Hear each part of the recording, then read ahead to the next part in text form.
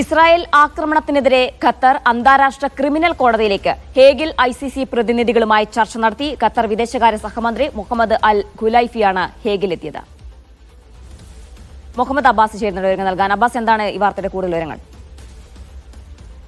September 9 ദോഹയിൽ Israel നടത്തിയ ആക്രമണം, ആ ആക്രമണത്തിന് പിന്നാലെ ഇതുമായി ബന്ധപ്പെട്ട വിഷയങ്ങൾ ചർച്ച ചെയ്യാൻ, ആഗോളതലത്തിൽ ചർച്ച ചെയ്യാൻ, അന്താരാഷ്ട്ര ബോഡികളിൽ ഉണർത്താൻ വേണ്ടി ഇവിടെ ഖത്തർ മന്ത്രിസഭ ഒരു സമിതിക്ക് രൂപം നൽകിയിരുന്നു. വിദേശകാര്യ സഹമന്ത്രി doctor Mohammed bin Abdul Aziz Al ഖുലൈഫിയുടെ നേതൃത്വത്തിലുള്ള ഉന്നത സമിതിക്കാണ് രൂപം നൽകിയിരുന്നത്.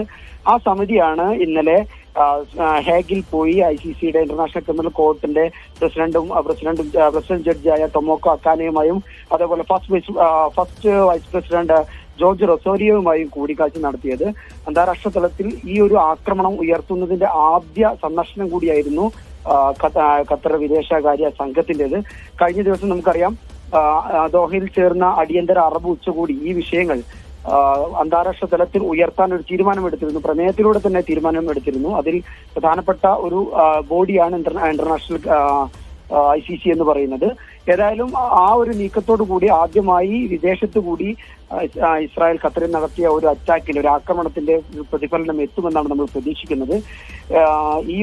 അതുകൊണ്ട് തന്നെ ഈ ഒരു നീക്കത്തിന്, അന്താരാഷ്ട്ര തലത്തിലുള്ള ഈ നീക്കത്തിന് വലിയ രാഷ്ട്രീയ പ്രാധാന്യമുണ്ട് എന്നും നമ്മൾ മനസ്സിലാക്കുന്നു. ജീന.